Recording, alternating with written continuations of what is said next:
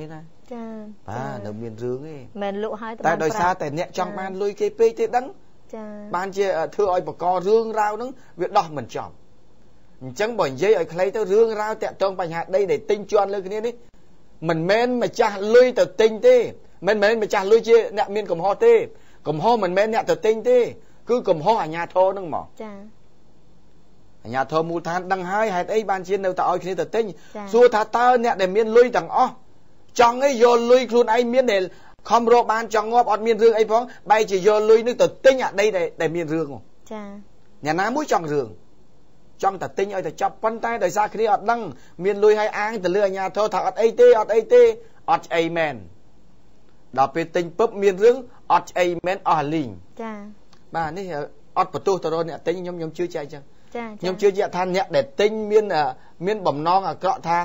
ដោយសារតែខ្លួនឯងមានលុយច្រើនឬក៏មានអំណាចអីទៅទិញបំពេញគេខ្ញុំថាមានតិចទេប៉ុន្តែខ្ញុំជឿជាក់ថាអ្នកដែលមានកំហុសដែលទៅទិញដីនឹងគឺមិនមែនកំហុសដោយសារអ្នកមានលុយទៅទិញទេគឺមានលុយដោយសារអាញាធរគាត់អត់បានធ្វើឲ្យស្អាតសម្រាប់អ្នកមានលុយទៅទិញហើយអស់លោកអុកញ៉ាក៏ដោយលោកជំទាវក៏ដោយអាយដាមក៏ដោយលោកស្រីអ្នកសាមញ្ញក៏ដោយដែលមានលុយទៅទិញខ្ញុំជឿជាក់ថាគាត់ទៅចង់ទិញយកដីមានរឿងទេចាតែដោយសារតែអាញាធរខ្លះមួយចំនួនតូចគាត់ចង់បានលុយគេពេកចង់បានកុំមីសុងច្រើនពេកតោះមិនមែនចាឲ្យតែវាគ្រប់ទិលរឿងទុះទិលបានទីបំផុតរឿងនៅឯក្រោមបន្ទោសមួយណាណាក់ដឹកនាំលើចាមករដ្ឋាភិបាលទៅមកចវាយក្រុងទៅឃើញទេសួរថាតើយើងមើលឃើញអស់ហើយរឿងរ៉ាវកពេកកពុកដែលផ្ទុះឡើងចេញពីមូលដ្ឋានតើតាអ្នកមូលដ្ឋានបានច្បាស់បាទអរគុណទូទាំងអ្នកជនចឹងអរគុណឲ្យលោកសនស៊ីនដើម្បីឲ្យរឿងរ៉ាវនេះកាន់តែច្បាស់គឺលោកសនស៊ីនបានបញ្ជាក់ប៉ុណ្ណឹងបាទឥឡូវនេះសូមពេលសម្រាប់បន្តិចសិនមកតិចទៀតវិលមកជួបគ្នាបន្ត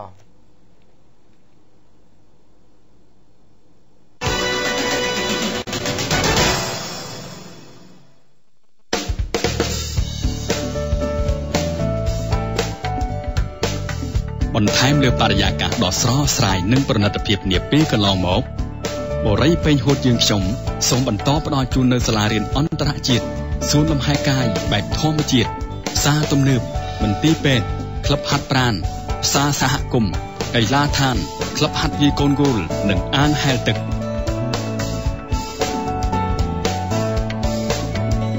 សូមអញ្ជើញមកទស្សនាផ្ទះគំរូពិតនិងទទួលយកព័ត៌មានលម្អិតតាមរយៈបរិយាពេញហួតWow, chúng tôi cùng bạn Mùi Liên đi Xe bay Liên, xe bay បុរីបែងហួតធ្វើឲ្យជីវិតលោកអ្នកកាន់តែមានន័យអូសាទរត្រាបៀ Gensburg ប្រភពជាសាលាចំណេះទូទៅខ្មែរធំជាងគេនិងល្អជាងគេនៅកម្ពុជាវគ្គសិក្សាថ្មីចូលរៀនថ្ងៃទី5មករា2015 Pentel Energel ប៊ិចសរសេរស្រួលពីប្រទេសជប៉ុនអត់របស់កំពុងទឹកផ្លែឈើ Jengo ឈ្នះរង្វាន់លៀបពីទឹកផ្លែឈើ Jengo រសជាតិពិតពីធម្មជាតិស្និតឲ្យទឹកចិត្តហើយទីបំផុតកាន់តែស្និទ្ធស្នាលបូករស់ពិតបូរពេញដោយភាពជឿជាក់លយសង្ហាសាលីនសម្បត្តិជាទីទុកចិត្តនិងជាជំរឿនដ៏ត្រឹមត្រូវសម្រាប់សុខភាពលោកអ្នក Vita Power ប្រភពនៃវីតាមីនពិសាបានគ្រប់វ័យមន្ទីរពេទ្យថ្មិញបច្ចឹមបង្កើនស្នាមញញឹមរបស់លោកអ្នកជាមួយនឹងបច្ចេកវិទ្យាថ្មីបំផុតRomanson ជាអ្នកលេខាផលិតនៅប្រទេសស្វីសនិងលក់ដាច់ជាងគេនៅកម្ពុជាតៃយូពិភពពន្លឺនៃគេហដ្ឋានសម្រាប់ដេប៉ូចែកចាយតាមរយៈលេខទឹកដោះគោ AD ញ៉ាំបានគ្រប់វ័យ AD មួយថ្ងៃមួយដបសុខភាពល្អរាល់ថ្ងៃបាទទូទាំងអ្នកជនយើងវិលមកជួបគ្នាវគ្គចុងក្រោយបាទវគ្គចុងក្រោយតាមពិតថ្ងៃនេះជំនួយប៉ុន្តែឥឡូវនេះសូមជម្រាបជូននៅព័ត៌មានជួបជាមួយនឹងអ្នកអាជីវករផ្សារស្នួលចា៎បាទយើងបែកគ្នាយូរហើយតាំងពីមើលមកទល់មកពេលនេះដូចជាចង់5ខែហើយដែលខ្ញុំបានទៅជួបជាមួយនឹងអាជីវករនៅផ្សារស្រុកស្នួលខេត្តកញ្ចេះ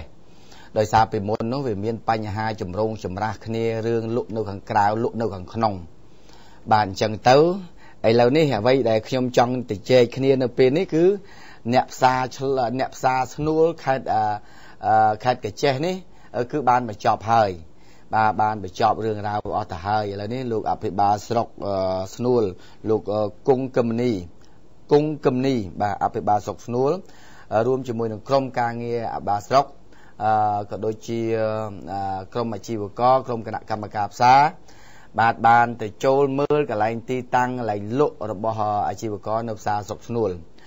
ពីមុនវាមានបញ្ហាចេះអាជីវករនៅខាងក្នុងនឹងតវ៉ាថាមានអាជីវករនៅខាងក្រៅនឹងលក់ច្រើនប៉ាណាប៉ាណៃគ្មានសណ្ដាប់ធ្នាប់ហើយដែលធ្វើឲ្យអ្នកលក់ខាងក្នុងនឹងគឺគ្មានអ្នកទិញដោយសារតែអាជីវករខ្លះគាត់មានតូបនៅខាងក្នុងហើយគាត់អត់ព្រមលក់ក្នុងចេញមកលក់ក្រៅបាទប៉ុន្តែឥឡូវនេះដំណោះស្រាយទាំងអស់នេះបានចប់សពគ្រប់ហើយពីព្រោះកាលមុនអាជីវករស្នើសុំថាឲ្យទៅលក់យ៉ាងម៉េចបើផ្លូវវេទនាផុកជ្រាំគ្មានដបូលគ្មានប្រព័ន្ធលូគ្មានបន្ទប់ទឹកមានប្រគុណបាទហើយវាមើលទៅវាបរិស្ថានអាក្រក់បំផុតអញ្ចឹងហើយបានជាគេសុខចិត្តថាចេញមកលក់ខាងក្រៅប៉ុន្តែឥឡូវនេះអាជីវករបានយល់ព្រមគ្នាហើយពីមុនរៀងចម្រូងចម្រាសគ្នាបាទសម្រាប់អ្នកខ្លះលក់ខាងក្រៅលក់កន្លែងបេនឡានបេនម៉ូតូឯងប៉ុន្តែឥឡូវនេះគឺចប់សពគ្រប់ហើយដោយអាជីវករទាំងអស់ហ្នឹងយល់ព្រមសម្រេចថាដែលលក់នៅខាងក្រៅហ្នឹងសម្រេចចូលមកលក់ខាងក្នុងហើយ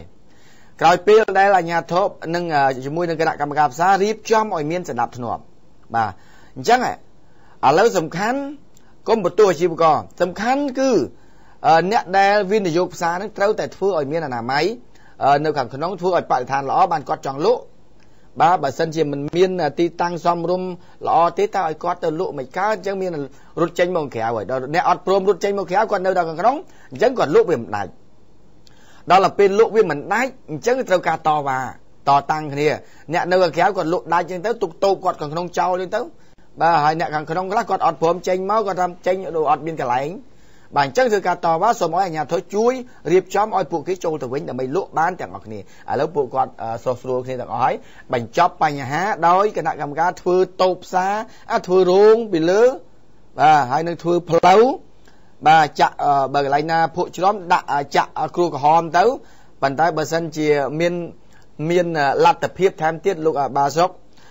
គង់គឹមនេះបើសិនជាមានលទ្ធភាពគៀកងអាជីវករយើងរីគៀបន្តិចទៅចាក់បេតុងកាន់តែពិសេសបាទព្រោះចាក់ក្រហមដីក្រហមទៅគេលូភ្លៀងមកវានៅក៏ខ្វិចក៏ខ្វាច់ដដែលបាទជ្រាំដដែលហើយចឹងប្រឡាក់ជើងខោប្រឡាក់អីអ្នកទិញមិនត្រឹមតែពិបាកអ្នកលក់ទេពិបាកអ្នកទៅទិញទៀតបាទប៉ុន្តែឥឡូវចង់ដឹងមើលបានចូលទៅលក់ខាងក្នុងពីមុនកន្លែងសាច់ជ្រូកនេះអត់មានណាលក់ទេណាចាឥឡូវលក់ពេញមកហើយឥឡូវមួយចង់ដឹងមើលតើទស្សនៈរបស់អាជីវករនឹងគាត់យល់យ៉ាងម៉េចនៅពេលដែលគាត់ចូលទៅលក់ខាងក្នុងបាទសូមជួយឥឡូវលក់ដាច់ជាងមុនមូលហេតុដោយសារបងប្អូនអ្នកបន្លែអ្នកស្រីសាច់អីចូលមកអ្នកភូមិក៏ចូលក្នុងដែរលក់ទៅប៉ះពាល់ដូចថាយើងនៅក្នុងហ្នឹងលក់អត់ដាច់ផ្សារពី3ជា2អញ្ចឹងផ្សារ3ជា2យើងលក់អត់ដាច់ដល់ពេលឥឡូវលោកអភិបាលស្រុកជាមួយអាញាកន្លែងខាងវិនិយោគហ្នឹងគាត់សហការគ្នាល្អគាត់ឲ្យអ្នកត្រីសាច់បន្លែចូលក្នុងមកពួកខ្ញុំនឹងលក់ដាច់ចាហើយម្យ៉ាងទៀតគាត់ដូចថាមានការអភិវឌ្ឍទី1គឺផ្លូវជុំវិញផ្សារហ្នឹងវាល្អស្អាតហើយមាននិយាយទៅមានសម្ដាប់ធ្នាប់ហើយយ៉ាងទៀតខាងអាជ្ញាធរដែនដីជាមួយខាងវិនិយោគគាត់សហការគ្នារៀបចំផ្សារហ្នឹងមានសម្ដាប់ធ្នាប់ហើយមានអនាម័យលក់បន្លែលក់យូរហើយពីមុនលក់នៅក្រៅចូលមក 4-5 ថ្ងៃហើយលក់ដាច់ទេដល់ពេលចូលក្នុងចាគូសំយ៉ាងនៅក្រៅលោកពូរៀបចំផ្សារគាត់ឲ្យចូលមកហើយខាងមុនលក់ក្រៅពិបាកលក់ឯងព្រោះនៅក្រៅខ្ញុំនៅជួរក្នុងវាពិបាកលក់ដែរវាមានអ្នកមុខមានអ្នកក្រោយអញ្ចឹងចាដល់ពេលចូលមកក្នុងស្រួលលក់ចាគូសំយ៉ាងនៅក្រៅដាច់ដែរលក់ដាច់ដែរណាមិនដាច់បាយមួយដាច់បាយបើថាលក់ដាច់ដែរចែកមកគ្នានេះខ្លះមកចែកអ្នកផ្សាយព័ត៌មាននេះខ្លះមកបើថាដាច់ច្រើនចែកគ្នាចាយហើយមិញអ្នកសម្ភារមុនមិញលេងសាច់ដល់ហើយដាក់អាវចឹងមកលេងសាច់តែហ្មងអាជីវករស្រុកស្នួលខ្ញុំហ៎លេងសាច់ដូចសាច់ជ្រូកអ្នកលក់សាច់ជ្រូកបានសមមិញ បាទអរគុណណាស់ដែលបានស្រស់ស្រួលគ្នាអញ្ចឹងគឺអាជ្ញាធរគាត់សប្បាយចិត្តហើយខាងខ្ញុំនេះក៏ធ្វើព័ត៌មានទៅក៏សប្បាយចិត្តជាមួយនឹងប្រជាពលរដ្ឋដែលគាត់លក់ដាច់ហើយបាទគាត់ស្រស់ស្រួលគ្នាសប្បាយនឹងការរកស៊ីអញ្ចឹងបើសិនជាខ្ញុំទៅជួបគ្នាជុំគ្នាដុតមាន់ 2-3 នៅនឹងមាត់ទឹកហើយមាត់បឹងនឹងមកបាទហើយឥឡូវនេះចង់ដឹងមើលខាងលោកចវាយស្រុកស្នួល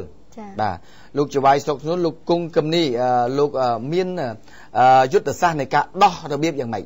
បាទហើយប្រាប់ប្រជាពលរដ្ឋយ៉ាងម៉េចបានជាគាត់ឥឡូវនេះធ្លាប់តែតឹងតសៃកដាក់គ្នារឿងរ៉ាវបាតកម្មផងអីផងទៅស្រុកផងចង់មកពេញទេផងបាទប៉ុន្តែទីបំផុតដោះដំណោះស្រាយចប់សពគ្រប់មានអីសើចដាក់គ្នាតែម្ដងបាទអញ្ចឹងតើដំណោះស្រាយរបស់គាត់ហ្នឹងគាត់ធ្វើរបៀបម៉េចអញ្ចឹងជួបលោកអភិបាលស្រុកស្នួលបាទលោកគឹមគំនីលោកគង់គំនីបាទសូមជឿ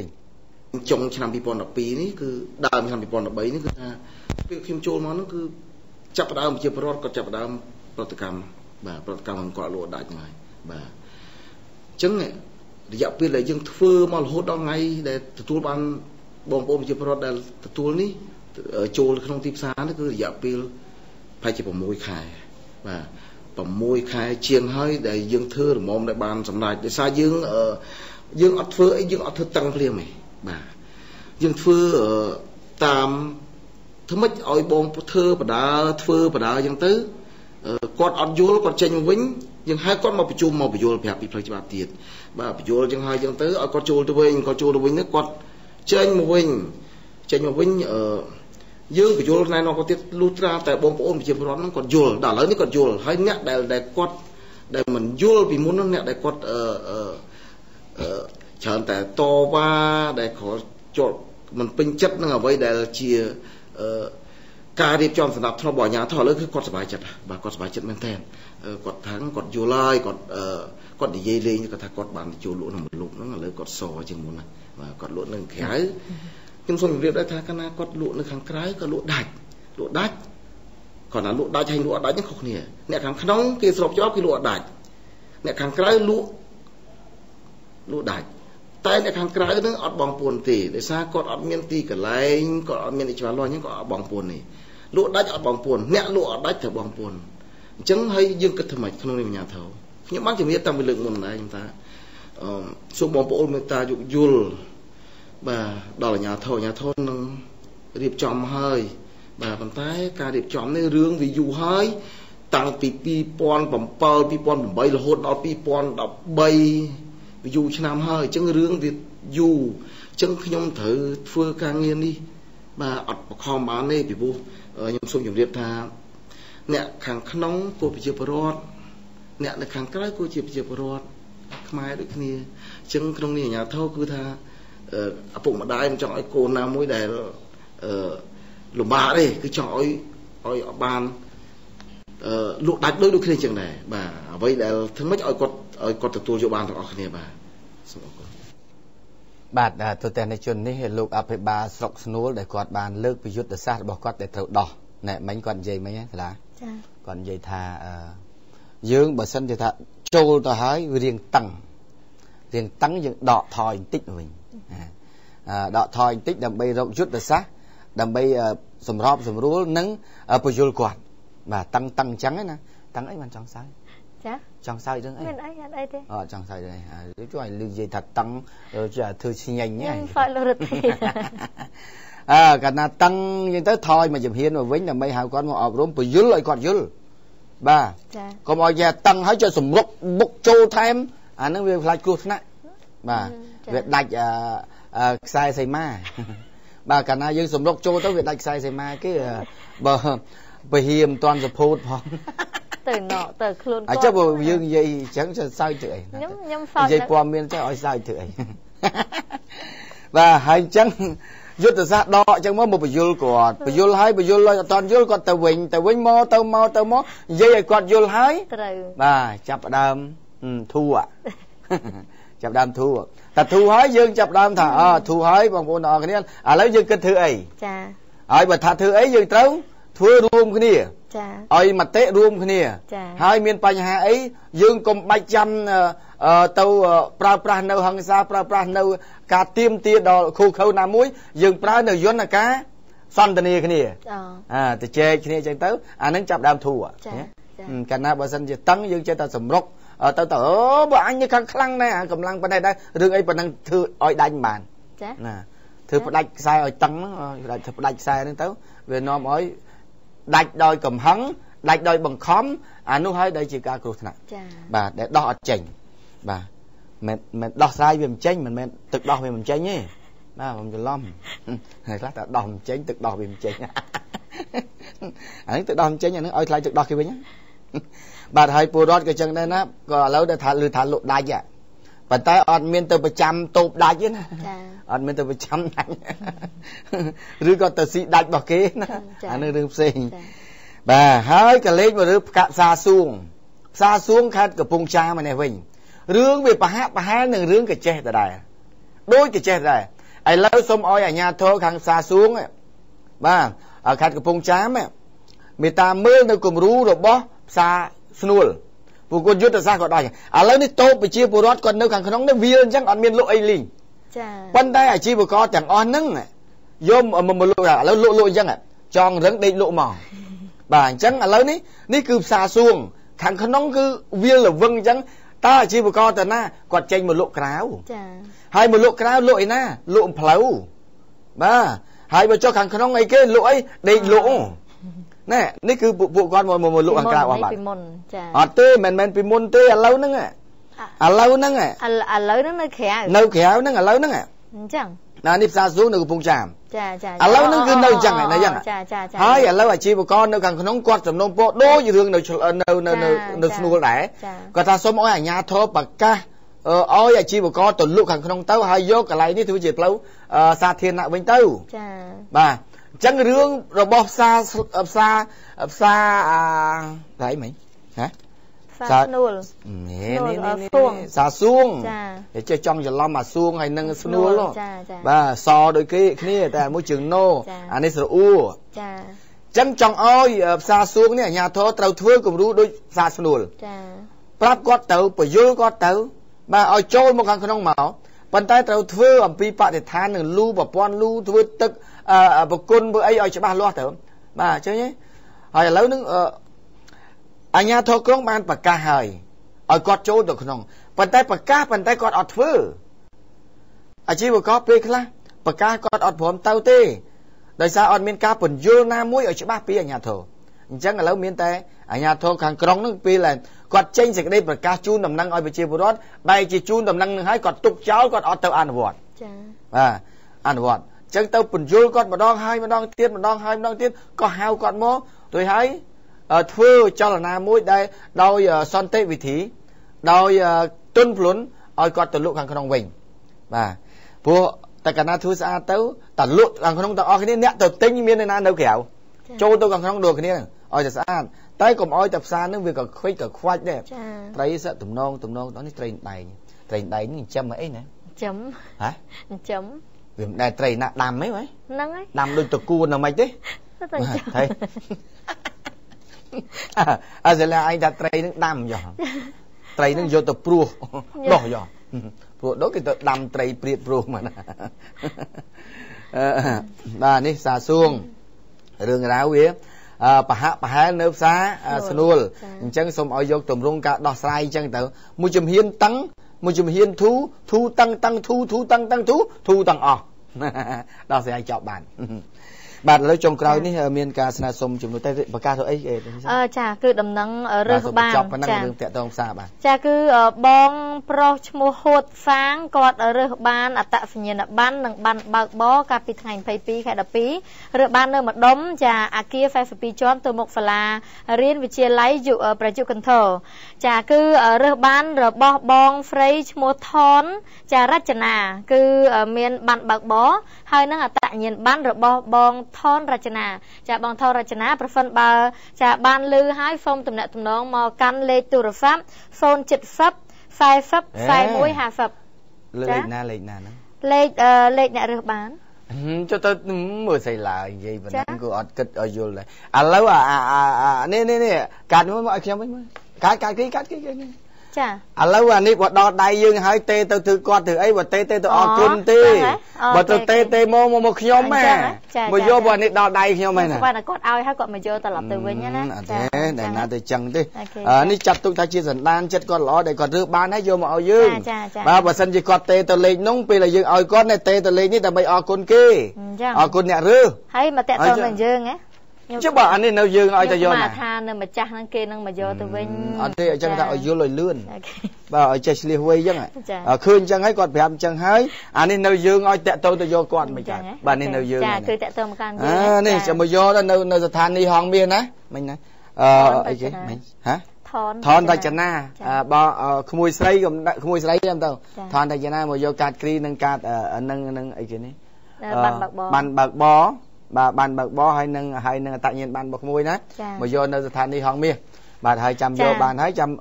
ឲ្យទេទៅអរគុណគេចាបាទអរគុណឥឡូវយើងមានចំនួនសប្បុរសជនលោកទីចាគឺមានសប្បុរសជនមកពីក្រៅប្រទេសយកអំណោយចែកជូនដល់គ្រួសារក្រីក្រនិងចាស់ជរាគ្មានទីពឹងក្នុងខេត្តបាត់ដំបងអំណោយសរុបជាទឹកប្រាក់ស្មើនឹង$50អាមេរិកចែកជូនក្នុងមួយគ្រួសារ10000រៀលរបស់សប្បុរសជនខ្មែររស់នៅក្រៅប្រទេសបានចែកជូនដល់ប្រជាពលរដ្ឋក្រីក្រចំនួន42គ្រួសាររស់នៅក្នុងឃុំរកាចាឃុំរកាមនហើនិងឃុំខ្នាចនិងឃុំខ្នាខ្នាចរមាស់ចាស្រុកបវលខេត្តបាត់ដំបងអ្នកស្រីឈរហ្វីវគីសប្បុរសជនមកពីប្រទេសអាមេរិកបានរៀបរាប់ថាថវិកាទាំងអស់នេះសរុបជាង$5000អាមេរិកបានមកពីទឹកចិត្តសប្បុរសធម៌របស់បងប្អូនក្រុមគ្រួសារសាច់ញាតិរបស់អ្នកស្រីដែលរស់នៅក្រៅប្រទេសផ្សេងៗគ្នាមានមកពីសហរដ្ឋអាមេរិកកាណាដាបារាំងប្រទេសអូស្ត្រាលីចាពេលណាត់គ្នាមកលេងស្រុកកំណើតនៅខ្មែរកូរ៉េអង្គាសតាមវិធីដោយក្តីមេត្តាចាគឺមានពី50រហូតដល់$500អាមេរិកដើម្បីយកធ្វើបន់ទាននិងចែកជូនដល់គ្រួសារក្រីក្រនិងចាស់ជរាគ្មានទីពឹងចាហើយលោកហ្វ្រេដបន្តថាបងប្អូនដែលមកពីប្រទេសក្រៅមកលេងស្រុកខ្មែរពេលនេះមានគ្នាជាង10នាក់គឺបានយកអំណោយនេះចុះទៅចែកតាមភូមិដែលប្រជាពលរដ្ឋរស់នៅមើលឃើញថាក្រីក្រចាខ្វះខាតផ្ទាល់ផ្នែកចាជាក់ស្ដែងដើម្បីឲ្យបងប្អូនរស់នៅក្រៅប្រទេសបានមើលឃើញជាក់ស្ដែងផងដែរហើយនៅពេលត្រឡប់ទៅវិញនឹងខិតខំនាំគ្នារេអង្គាសធ្វើបន់ទានតាមសទ្ធាបន្តទៀតនៅពេលមកលេងស្រុកខ្មែរលើក្រោយចាចាហើយចាការចែកអំណោយនេះគឺបើតាមចាតាមទូរទស្សន៍ហងមាសអ្នកស្រីឈរហ្វីវគីសូមអំពាវនាវរកកូនស្រីមានឈ្មោះអឹងមួយលីហៅហ្វាមួយដែលបានបែកគ្នានៅក្នុងឆ្នាំ1978ពេលយកទៅព្យាបាលនៅមន្ទីរពេទ្យធំខេត្តបាត់ដំបងស្រាប់តែបែកគ្នាពីពេលនោះរហូតមកតែម្ដងមិនដឹងជាកូនទៅរស់នៅទីណាទេបើកូនទៅរស់នៅនឹងមានបងប្អូនណាបានដឹងនឹងស្គាល់សូមទំនាក់ទំនងមកលេខទូរស័ព្ទ012 206 305ចានៅភ្នំពេញអ្នកស្រីនឹងជូនសគុណជាទីគាប់ចិត្តសមួយតើនៅរស់ឬក៏ស្លាប់ទៅហើយតែបើសិនជានៅរស់បងប្អូនណាស្គាល់សមួយហើយចាអឹងមួយលីហៅសមួយបានដឹងហើយបងម្ដាយចាបាទម្ដាយនេះប្រកាសរណាបើសិនជានៅហើយអាចមកតាក់ទងហងមាសបានដែលមានលេខទូរស័ព្ទចាគឺ012 20 គុត6305បាទហើយគាត់ជាទូទៅបងប្អូនខ្មែរនៅក្រៅប្រទេសមិនថាប្រជាពលរដ្ឋរបស់យើងបងប្អូនខ្មែរយើងនៅក្នុងស្រុកទេគឺតែងតែយកជំនួយនឹងមកឲ្យតាមរយៈហងមាសហើយជួបជាមួយហងមាសហើយទៅជាមួយគ្នាតែម្ដងចង់ទៅរួមគ្នាអញ្ចឹងហើយនឹងអ្នកនៅក្រៅអញ្ចឹងគឺគាត់ឲ្យតែមកគឺសុំមកជួបជាមួយហងមាសទៅជាមួយគ្នាឲ្យហងមាសជួយដើររកអ្នកដែលក្រីក្រពិតប្រាកដដើម្បីទៅជាមួយគ្នាបាទអរគុណណាស់ចំពោះសន្តានចិត្តប្រជាពលរដ្ឋខ្មែររបស់យើងទាំងនៅក្នុងនិងក្រៅប្រទេសដែលតែងតែឲ្យតែមកយកជំនួយមកតាមអញ្ចឹងបាទហើយក៏អរគុណដែរលោកស្រីពេជ្រឡាងនៅចិត្តផ្សារដេប៉ូដែលបានផ្ដល់ជំនួយជាអាវជជុះចំនួន3ថង់ធំបាទ3ថង់ធំអរគុណលោកស្រីពេជ្រឡាងខ្ញុំទទួលបានហើយបាទហើយខ្ញុំនឹងយកខោអាវជជុះទាំងអស់នេះចែកជូនដល់ប្រជាពលរដ្ឋរបស់យើងដែលនៅតាមជនបទដែលគាត់កំពុងតែល្ងាចា៎បាទអរគុណទូទាំងជនឥឡូវនេះដោយសារពេលវេលាដល់ទីបញ្ចប់ទៅហើយខ្ញុំថ្ងៃស្អែកអវត្តមានដោយសារតែខ្ញុំជាប់ទៅធ្វើពិធីបុណ្យម្ដាយរបស់ខ្ញុំ7ថ្ងៃសុក្រ បាទអញ្ចឹងអធិស្ឋានហើយលោកអ្នកនឹងជួបជាមួយនឹងព័ត៌មានដដែលតែជួបជាមួយម៉ោងខ្ញុំសុខៈជាមួយនឹងសេឡាបាទហើយពេលព្រឹកជាមួយនឹងលោកបុត្រានិងកញ្ញាសេនាងបាទសម្រាប់ខ្ញុំសូមទៅធ្វើពិធីបុណ្យ7ថ្ងៃសម្រាប់កាន់ទុកម្ដាយរបស់ខ្ញុំចុងបញ្ចប់ចុងក្រោយនៃពិធី7ថ្ងៃហើយការពាក់បូពាក់ក្រវ៉ាត់កខ្មៅគឺដោយសារតែបញ្ហាកាន់ទុកឃើញលោកអ្នកថាអីចុះពាក់ខ្មៅឲ្យយូរម៉េះបាទខ្ញុំឲ្យបញ្ចប់កាន់ទុកសិន7ថ្ងៃបាទអរគុណទូទាំងអ្នកជនចំពោះការតាមដានព័ត៌មានហងមាសតាំងពីដើមរហូតដល់ចប់អរគុណចំពោះដៃគូពាណិជ្ជកម្មនិងអរគុណចំពោះប្រជាពលរដ្ឋទាំងអស់ទាំងក្នុងនិងក្រៅប្រទេសដែលតែងតែគាំទ្រកម្មវិធីហងមាសបាទសម្រាប់ពេលនេះយើងខ្ញុំទាំងអស់គ្នាសូមជម្រាបលាជួបគ្នានៅថ្ងៃស្អែកគូលោកសុខៈនិងសេឡាបាទសូមអរគុណ